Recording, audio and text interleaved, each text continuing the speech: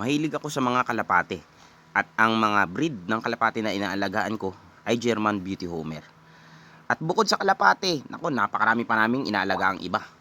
Merong mga isda, ito mga guppies, meron din tayong mga dwarf crayfish. Ito yung napakaliliit, parang daliri lang yung kalaki.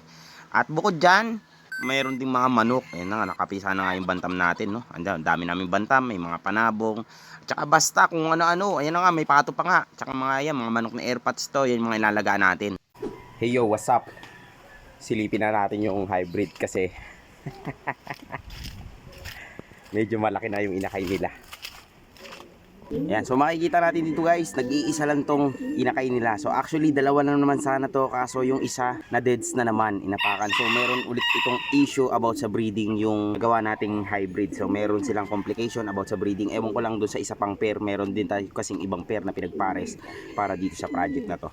So anyways, silipin natin tong inakay na to. Makikita natin guys, wala siyang masyadong dilaw. Ibig sabihin po, dilute na to kaagad, no? Inahin na to. Yung una niyang clutch na kapatid, ito kung makikita natin, ayan, yung napakagandang ibon na to. Ito yung isang hybrid, no? Barako ito. So, meron na tayong barako tsaka inahin. Pero magkapatid sila. Ayoko kasi mag-inbreed dito sa project na to. Kaya ang gagamitin natin sa ibang pair. Anyways, balik tayo sa inakay. Ang ganda ng ulo niya, no? Balanse na. At parang kaparehas na rin siya nung nauna niyang kapatid. So hindi ko alam kung anong mai-expect natin, kung magkakaroon ba to ulit ng palong sa batok, no? Tsaka kung magiging booted, parang booted naman, no? Ayan, meron nga siyang balahibo sa paa. Pero hindi natin alam kung magiging ganun din kakapal. Ang ganda ng progress ng inakay na to. Healthy naman siya kung titignan natin. Yun, alright, no? Silipin naman natin yung pair na pinagpares natin para dun sa gagamitin natin pampares dito. Ito yung pangalawang pares na gagamitin natin para sa hybrid project. Hybrids na rin to parehas. So ito yung mix ng Kof at saka ng German Beauty Homer. Nasa akin pa yung mga materials, yung parents nila, nanay at tatay na itong dalawang to. So hopefully makapagpalabas din tayo. Pero yung T-check pattern na sana yung susunod. Mas maganda sana kung kaparehas pa rin nung una nating hybrid. Magiging stable na kasi sila sa third gen. Tapos pwede na tayo ulit maghalo ng ibang breed pagka na-stabilize na natin yung ginawa nating hybrid. Yon, next naman dito, sisilip lang tayo dito kung anong mga nangyayari sa loft natin, no? So ito yung pinagpares natin nandito sa taas. Ito yung dilaw na grizzle na inahin at saka yung barako na massive yung ulo ng barako na to. Napakagandang barako na ito. Maganda kasi sukat nila parehas. So ang gusto ko kasi sana makapagpalabas tayo ng grizzle na velvet na medyo makapal-kapal yung tuka. Kaparehas na itong pares na nandito sa ilalim. Ito grizzle din to. Actually ito kasi grizzle na to, yung barako na yan, ayan nakikita ninyo na yan. Kapatid niya yun nandun sa taas, itong dilaw. Yan, silang dalawa magkapatid. Sinalang ko na rin siya. Tapos ang magkapatid naman, ayan yung inahin na to tsaka yung barako dun sa taas. Inbreed na kasi galing yan. Ginamit ko silang infuser. Siguro 2025 o 2025 baka mag-inbreed ulit ako ng massive para makapagpalabas pa tayo ng massive, no? Kasi yung napansin ko sa pag-inbreed natin, nakapagpalabas tayo ng massive na mga ibon, no? Alright, move on tayo dito sa isa pang pares dito. So ito, nakapagpa-hatch na rin sila sa wakas, no? Pangatlong clutch nila to at na-i-hatch na nila, nabuhay na yung inakay. Yung unang clutch nila, inalis ko.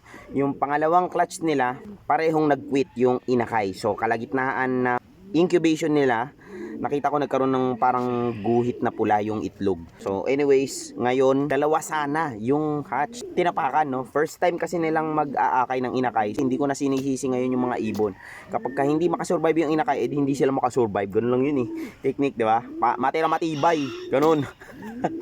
Anyways, ang ganda ng inakay nito guys, no? Ayan, nakakatawa yung inakay nila. Medyo malaki din yung ilong ng inakay na to. At ang cute pa, no? So ibabalik na, hindi natin patagalin agad yung silip ng inakay. So balik natin kaagad.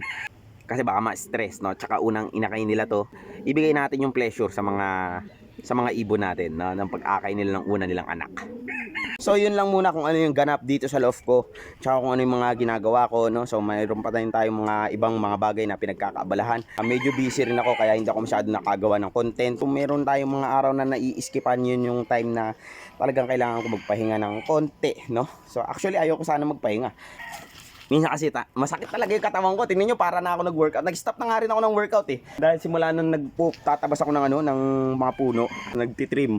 So ang dami ko pang titriman ng mga puno guys. Pagkatapos naman ng araw, fulfilling naman sa pakiramdam. Sarap sa pakiramdam guys. Yung masakit sa katawan, pag magpapahinga ka, ang sarap sa pakiramdam, no? Tapos ang sarap na tulog ko, nakaka-relax. So yun lang yung mga pinaggagawa ko dito. Alright, dito naman tayo. Yung sa pares na to, medyo malaki na yung inakay nila. At dalawa yung inakay naman na nandito.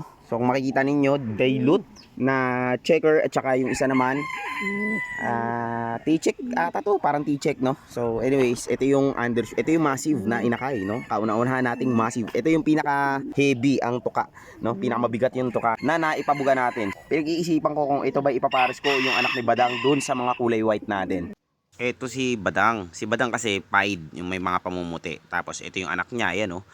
Yan, wala, wild type lang. No, kaya yan yung gusto kong ipapares dito sa mga puti na to. So pinag-iisipan ko guys, kasi manipis tong mga puti natin. Saktong-sakto kasi panimpla, ang kapal ng tuka nung inakay. Pero baka next year pa or sa bandang August, no? So move on na tayo sa susunod.